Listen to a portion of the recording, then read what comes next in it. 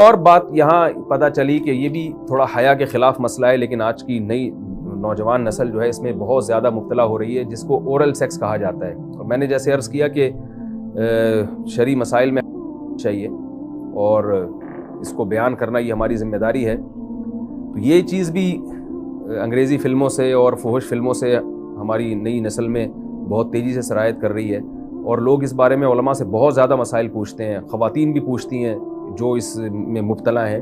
تو اس کا بھی مسئلہ یاد رکھیں کہ اللہ تعالیٰ نے حالت حیض میں زوجہ سے ہم بستری کو حرام قرار دیا کیونکہ اس میں گندگی ہے. باپ دیکھیں کہ وہ گندگی اس درجے کی نہیں ہے جتنی اورل سیکس میں گندگی ہوتی ہے. اگر اس میں ڈسچارج ہو جائے بندہ، انسان جو ہم بستری کرنے والا ہے زوجہ سے، وہ منہ میں ڈسچارج ہو جائے تو آپ سوچیں کہ اللہ تعالیٰ شرمگاہ کو گندگی سے بچا رہے ہیں، جس کی وجہ سے حیض کی حالت میں ہم بستری کو حرام قرار دیا. تو منہ جس سے انسان کھانا کھاتا ہے، جس سے کلمہ پڑھتا ہے، اور جو انسان کے جسم میں سب سے اشرف عضو ہے، سب سے زیادہ معزز اور مکرم عضو ہے، اس میں ایسی گندگی کو ڈالنا کہاں سے جائز ہو سکتا ہے، کہاں سے حلال ہو سکتا ہے؟ تو آج بعض متجدد قسم کے لوگ جو ہے نا اس کو حلال قرار دے رہے ہیں، تو یہ بالکل غلط ہے. تو یہ بات خوب ذہن میں رکھیں کہ اورل سیکس کے ذریعے اپنی خواہش کو پورا کرنا اس طور پر کہ ڈسچارج ہو جائے انسان عورت کے منہ میں، بیوی کے منہ میں، یہ بالکل حرام ہے، بالکل ناجائز ہے. کیونکہ منی ایک غلیظ اور ناپاک اور گندگی ہے اور ناپاک اور نجس چیز ہے. بعض حضرات یہ کہتے ہیں کہ منی پاک ہے، مگر یاد رکھیں منی کے پاک ہونے کے دلائل مضبوط نہیں ہیں، منی کے ناپاک ہونے کے دلائل بہت مضبوط ہیں.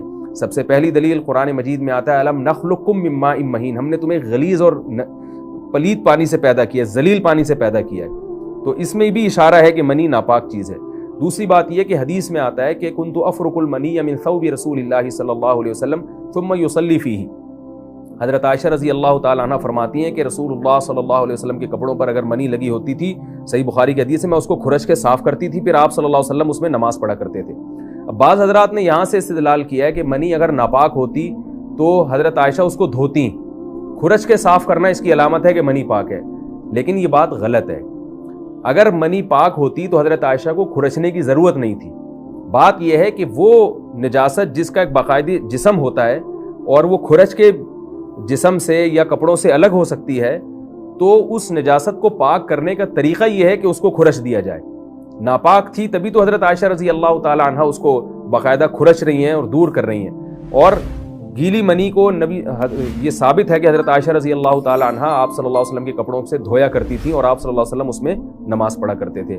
حضرت عمر رضی اللہ تعالی عنہ کے دور میں کسی شخص کو احتلام ہوا تو اس نے اپنے پورے جو ہے نا وہ کپڑے دھوئے، تو حضرت عمر نے اس کو منع کیا، فرمایا کہ اتنا کافی تھا کہ اس جگہ کو تم دھو لیتے.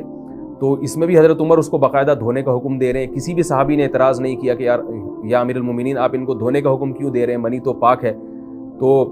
تو منی کے جو ناپاک ہونے کے دلائل ہیں وہ بہت مضبوط ہیں.